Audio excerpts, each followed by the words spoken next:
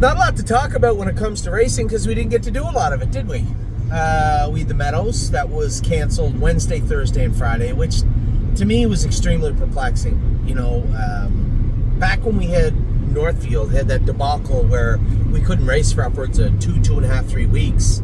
It was the winter. There was frost holes coming out. It was just I think in hindsight, just a bad time to try and do it. But this was summer.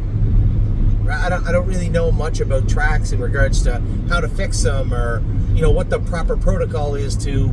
I knew they were digging them up and they were going to kind of resurface everything and make it proper for the fall.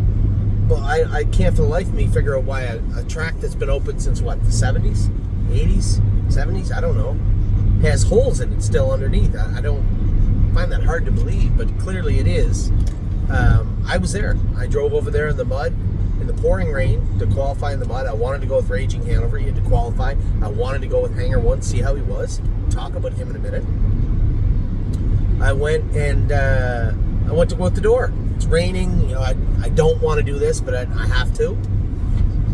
Lisa, the paddock judge, comes over the PA and says the race canceled the qualifiers due to poor track condition. Well, I've seen horsemen coming off the track. I look at one of them. I said, "Is it that bad?" They said, "No, it's muddy, but it's not that bad." We went out and I trained Hanger 1 in 59 in the mud, and he was fine. The track didn't seem, it was mucky. It was a little muddier than I thought it should be for the rain that I thought they got. But again, I don't know how much rain they got because I wasn't there. It never dawned on me for a second that they wouldn't have it fixed up for the next day. We sent all the horses over that were racing on Friday. Cherry's Girl went over. Rico Tubbs went over. Arrowhead Hanover went over. All these horses went over. I get the call. They canceled Wednesday. I was mad, but it was raining. I said, well, if the track was bad on Tuesday, their goal is going to be to have the track good for the stakes on Friday. Surely they're going to have it good. If it stops raining Wednesday afternoon, then get on the track. Should be fine for Thursday. Get the call. Thursday, they're canceled. I'm a little miffed, a little frustrated. We got a few more horses on Thursday, but hold on. The bulk of our horses are Friday. There's 6 in. Surely they're going to have the track good for Saturday, or for Friday. Friday morning, first thing, or Thursday afternoon, I think, they canceled the races. Now I'm mad. This is what, 8 or 9 horses that we've had to scratch because the track wasn't good. It is very frustrating. I'm sure it was frustrating for the track crew, for the track, for the horsemen. I get that. But just to me, I still, I don't understand how it had holes in it in the middle of the summer, but I suspect whatever they did can be undone, or whatever happened can be fixed by Wednesday of this week coming, hopefully by Tuesday, because we still have to qualify Raging Hanover. Now, as I said, Hanger 1, I liked how he went, but honestly, as I said to Andy, I felt that he was powerful as he was all summer. Everything was good, but mentally he was still kind of where he was. What are we going to gain by qualifying him? Before, the statement I made was simple. Qualify him, race him twice, reassess, it'll be fine. But I still see the same mental deficiencies that he had in Kentucky and in training down. Now I have to rethink the whole thing. Does it make the most sense to qualify Hanger 1 knowing that he's just going to go out and do exactly what he did in Kentucky? He was powerful. Last quarter in 26-4, tried him 58 a couple of times, I think, which is fine, but that's not what I was looking for. I was looking for progress. Andy did a great job with his feet. He cleaned his feet up. They had him in a good spot, but I just think it was him being a 2-year-old and being immature. Now, Amy and I just finished doing a video. A 2-year-old video. We graded all the 2-year-olds at the end of the season. It was hard to do for some of them, but I think it was fair assessment of what has gone on this summer, what our expectations or my expectations were of the horses of 2026, which ones I was eagerly anticipating their return, and which ones had more question marks attached to them. I think it was a great video, top to bottom. And we've had a pretty good summer. I was disappointed by Uncle Danny and Supermind the other night, knowing the track was not what we wanted, and that was another storyline of this week, was Dayton's track opening up. The track was terrible. It was deep. But I can't just use it as an excuse because everybody had to race on it. I knew it was problematic when I raced Chicago Hall with flip-flops on at Dayton. I knew it was a problem. We opted not to change the shoes on Uncle Danny simply because we'd already taken the flip-flops off once this year, and he was terrible. He didn't race good, and I was kind of kicking myself for not making those changes. When Jason and I had talked about it, we decided we weren't going to do it. That was more on my recommendation also. And then when he raced bad, I was mad at myself. And then we'd scoped him, and I figured out it wasn't just the track. It was full of mucus. So we got to clean that up by next weekend. But that was kind of the way the whole summer went, right? Some really high points and a lot of okay stuff. The biggest storyline of the entire year, by far, was that I was wrong. I didn't realize how good the horses in Ohio would be. I guess there was always that voice telling you that they could be. I love the term historically speaking this year quite a bit, training down on our training videos. You won't catch a whole lot of that from me this year. Next year. The Lord just landed. Yep. Yep. Yesterday. Like this afternoon. And when it comes to the jurisdiction of Ohio itself, it's getting stronger. You know, I caught some flack this week. Not a lot, tiny bit, from comments I made in HRU regarding out of competition testing. The flack was not from that.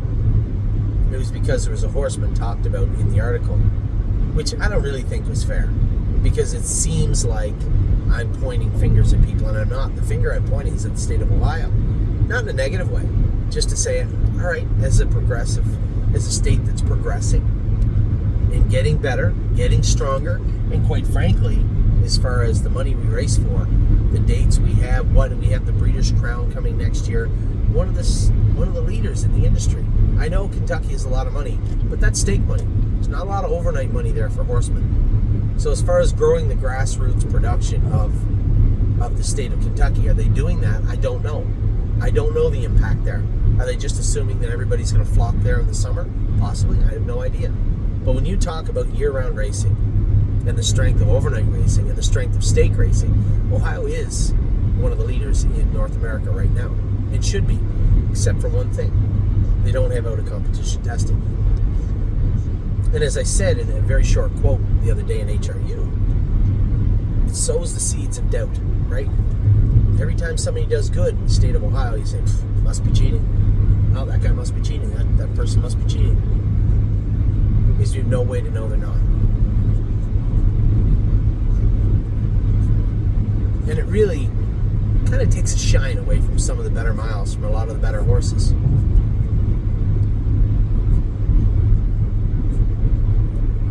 And there are some impediments to changing laws and rules because of the way they're written in the Constitution, I guess, for Ohio right now. The laws that are the law of the land are a little antiquated, right? Outdated. They need fixed. They need upgraded. But it's up to the horsemen and the adjudicators, which are the Ohio State Racing Commission, to do so. And I think I've said that a lot over the last year or two. Quietly or, off the cuff, talking in videos. But when out of competition testing is the gold standard of collegiate sports and professional sports, most definitely anything that is wagered on this planet, and our industry, quite frankly, there's out of competition testing in almost every jurisdiction.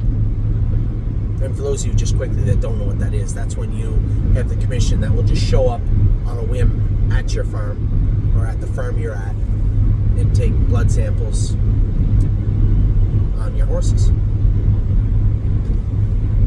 It's very important. So again, I'll use my platform to call on, I guess from the way it's explained to me, the lawmakers of Ohio to help the Ohio Racing Commission put themselves in the best possible position they can to adjudicate this state, right? ensure that people are adhering to the rules. So that is what took place this week also. Obviously, Amy and I are on our way down to Lexington to look at horses over the next week. It should be a lot of fun. I've looked at the catalog, which seems like 100 times now. There's going to be a number of storylines to talk about. In the other video, I did an opening video. I thought it sucked. I just hit end, which Amy was a little frustrated with me over because it was 25 minutes wasted. It just felt boring. If I find myself boring, imagine how boring you find me. So I just turned the video off. The storylines we're going to talk about, obviously, where's your best bang for the buck in Kentucky? That's the question. That's $1 million question this week. And what you need to do from my standpoint, from Amy's standpoint, from many of our clients that are here. And another side note, just so you know, any of you that are there, any of you that show up in Kentucky, please drop us a line. You want to hang out with us, look at horses, see what we do at the sale? Happy to have you. Absolutely. The more the merrier. So please don't feel that you're intruding or you're a distraction. You are not. Stable is about our clients, first and foremost, the community we built. And I want to make sure that you guys feel comfortable hanging out with us if we're at a place like the sale. So what will happen at the sale? We'll have multiple timelines, or multiple storylines. And what I mean by that is, okay, let's say, for instance, you look at day one and there's 40 Walners. Now, do you wait for a Walner to fall through the cracks? Or do you look at all the Walners you like, price them all, and decide you want to buy one? Or do you just bypass Walners and say, okay, I think all the Walners are going to be overpriced, or at least if they're borderline seller prices, I don't want those. And I don't think there's such a layover in the pedigrees on day one with the Walners that I would want to do that. So where else can we find value? Or you go and look at all the Walners. Say these are the three that I love the best. This is what I think they're worth, and I'm going to sit there and wait for them to come in the ring. Or pivot to a Captain Treacher's Pacer. Captain Corey's. Everybody's clamoring about the Captain Corey's, which for once we're lucky. Thankfully, Amy forced me to breed all the mares to Captain Corey last year.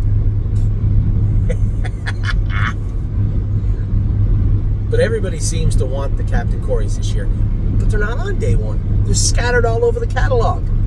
Which means there's going to be pockets in the catalog that are stronger than usual.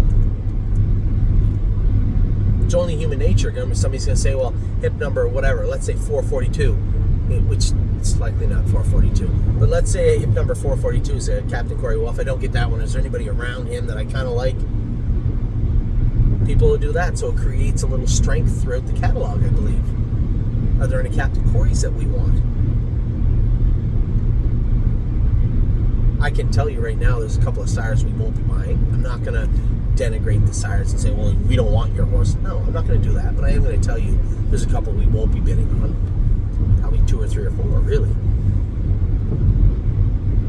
So we have all this stuff going on. We're trying to put it into lines, right? If the Walners are going high, okay, we pivot. What are we looking for now? All right, what does that look like? What's the very best tactical landing you might have, or Captain Corey you might have, or is Father Patrick? Is there a Father Patrick? A little long on the tooth, and some people feel a little negatively towards the Father Patricks. I wasn't. I was looking out the window. Does that mean that we're going to get a good deal on one of those? Muscle Hill. They're like ancient. Still throws good horses. I actually like a lot of those. Yeah, you like a lot of them. I like a lot of them too. Is there going to be any value there? These are all things we're trying to look at and write down. And that's even before we get there. Now we got to go look at them all. Somebody said, Anthony, I know you said you look at a lot of horses, but realistically, how many horses can you possibly bid on? There's 900 and some horses in the sale. I will have a price beside more than 300 of them. And I'll likely bid on almost 200 of them at one time or another. And you might say, well, who cares if you don't get them? Well, I can tell you who cares. The breeders. Because rather than get $24,000 for their horse, they might get $36,000 because I was bidding on them. That's why having someone like us there is important also.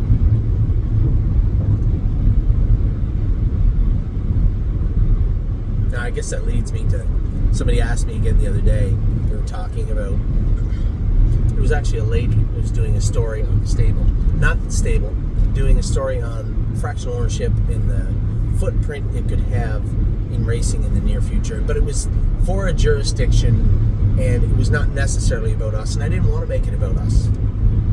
But I told her, I said, she was talking about competition and what other stables are out there. I said, honestly, there's not enough. What's that? What's that? He was turned out. He come back in Thursday. 3 weeks, I think. Since his last, I schooled him the one day in 52, and then I said, he's a little flat, and we kicked him out. Remember? I think it was 3 weeks. 3 weeks on Thursday, I'm pretty sure. And I had told the journalist, I said, honestly, man, there's just not enough. I can't believe that, people can say it's just the stable does a great job, and there's lots that we could do better. But where are the people that have less clients and have less horses? Why have they not pivoted and tried to do something with fractional ownership? I know a couple of people had called me this summer to open fractional ownership stables in just before the Kentucky sale. So I hope they have them up and going. I'd be happy to help them if they could. But as an industry, for us to get more industry participants involved, a number of things have to happen. But there needs to be more fractional ownership stables. That's my 2 cents. It's always been my 2 cents. And every time somebody says, geez, I can't believe how many horses you guys have, or how good you guys have done, or where you came from and where you're at, my response, the first one, at least inside in my head, is, where's everyone else? So as we head to Kentucky, obviously a lot on my mind. Less on my mind was the racing this week because we didn't get a chance to do enough of it. Jailbird Jog was incredible.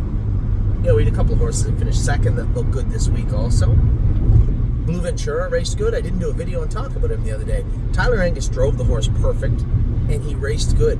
I was very happy with, 1, the way he was driven, and 2, the way he raced. The horse looked good. Of course, he drew the outside again this week. Just can't string together good trips for this guy. Delicious Stone DK was great again.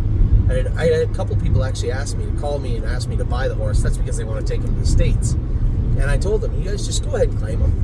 Don't worry about it. I said, well, we want to take him to the States. Wow.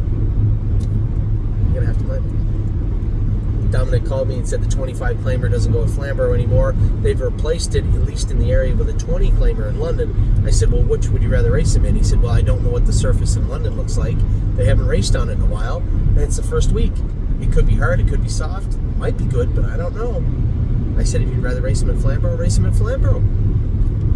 Somebody wants to claim him, go ahead. I had this conversation with somebody the other day. They were talking about how if we just rested him a couple of weeks, brought him back, he could do that 25 all year. Well, 1, the 25 isn't filling.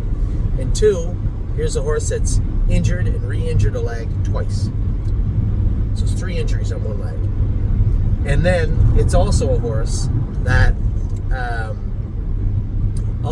has had throat operation done because he couldn't breathe, right? To the point where the surgeon that did the procedure had asked about the horse, and I told Dr. Cote, that horse he did the throat operation on has won 12 races this year. She said, it just goes to show you how resilient the standardbred breed is. Very, very tough horse. He's done his work very well, but I think he's had the ability to do that because that class at Georgian fit him perfectly. Without that class at Georgian, you're bouncing around Grand River and Mohawk all summer long trying to find a class for him, and I don't think you get the same results. And that was the key, the fact that we could put him in the 15. He raced good. We put him in the 25, and it was a little watered down, and he did well.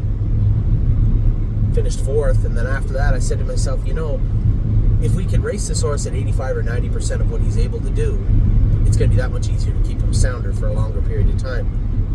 To which somebody said, well, Anthony's raced 17 weeks in a row. You going to give him a rest? No, I don't think so. I'll just let him tell us when he needs a rest. If he's not 100% or looks like something's bothering him, then by all means, give him a rest. But just know, be forewarned. You start resting horses with past injuries and then trying to train them back, it rarely goes how you want it to. So impressed with the job that Dominic's team has done with Delicious Stone. That was nothing short of magic the whole summer. A great job done by them. No, we won't be selling them. If they want them, come and claim them. That's perfectly fine by me. Now, Friday was ruined by some sickness and by a whole lot of scratches due to the cancellation all week at the Meadows. But we did get to see Jailbird Jog. She raced just incredible. And James, I think, quoted as calling her amazing. As I said to him, James, he said, what do I need to know? I said, it's very simple. I'm going to keep it short. I don't want to bombard you with a bunch of instructions you don't need. Bring her into the gate easy. Let her float out and don't retreat. So don't try and back her into a hole. If you can drive her into a 3-hole or 4-hole and you want to, go ahead. But don't try and back her into a hole. Just advance. And he did. Got to the front. He said, she almost made a break halfway down the lane. Just got a little shuffly, a little pacey. So I talked to Eric about that. She's got that burr on the outside. Maybe we'll remove that. What would cause her to get pacey? Her feet. Eric's been on top of her feet. Her knees. Eric's been on top of her knees. Secondary issues, stifled back. Paying attention to those pesky splints might be causing a little bit of an issue. So we'll see how those are this week. But for the most part, just so proud of the job everybody has done with Jailbird Jog. Both you. I know you're looking over here, but you did take care of her all year. You did a great job with her. What? I was gonna ask you if Cherry's girl is going back to Tim. She went back to Tim, and then they canceled, and she came back to us last night. So she had the most useless shipping of all time. But nothing I can do about that. When did she go? She went 3 days ago. She was in Tim's for a couple of days, and then came right back yesterday afternoon. There's nothing I can do about that. They canceled. So Amy did a great job with Jailbird Jog. So did Jason. He went with her a few times. Tim had her. What's that? Muggy. Yeah, he took care of her. And Tim had her for a little bit, and then of course, say what you want, but Eric and Kathy have done a tremendous job. They shepherded that filly so well this summer, took care of her, and good horsemanship is good horsemanship. That goes whether it's Harry or Dominic or Jason or anybody that's affiliated, Tim, anybody affiliated with us, and most definitely Eric and Kathy also. Good horsemanship shines through. They took that filly, took great care of her. Set a world record with Maury last year. He might not have come back the way we wanted, but it doesn't mean he can't be a decent end of his 3-year-old season, into his 4-year-old season. He's never going to be that 51 trotter again. But that's the way it is. That's racing. But his name will be etched in that stone for quite a while. He'll always be known as a world champion. Much like Tiger was, I think, right? Much like Yes was. They were. So, just really, really happy with the job they've done with this filly, and whether it be the Pacers the first year, or whether it be Pickpocket, or whether it be Maury, or now Jailbird Jog, just a tremendous job, top to bottom by our Kentucky crew, and hats off to them also. So, a decent summer. We talk more about it in our 2-year-old grades this year. Decent run right now we're on. I think we kind of got kneecapped a little bit by the cancellation this week at the Meadows, but there's nothing we can do about that. They'll all race next week. We're starting to move our horses around, especially down here. We'll know how many horses we have to bring back very, very soon. And as that takes shape, so will the stable as the fall, as the beat goes on, so to speak. So we're in Kentucky. We're excited about what's coming forward over the next week. Really excited about the horses that we're going to be looking at, and I can't wait to do our show. I love doing our shows. You got to do the show with me this year. You and me, yeah. You got to come and you got to do your 2 cents. Get your 2 cents in, because people don't realize, everybody plays a role, right? When it comes to us buying the horses, our clients, all those messages you sent us, I read them. I look at the horses, whether it be John or Randy or Bob or Steve or Rob. Just so many people play a big role in us doing this, right? It's one of my favorite times of the year, is right now, is Lexington. So if you're down here, make sure you hook up with us. Make sure you spend some time seeing what we do and how we do it. If you're not, take the time to follow along with the shows. If you're just waiting to become a partner of ours, It's almost here. So take care, everybody. Have a wonderful rest of your weekend. Have a great week wherever you are, because we plan on having a tremendous week here in Lexington.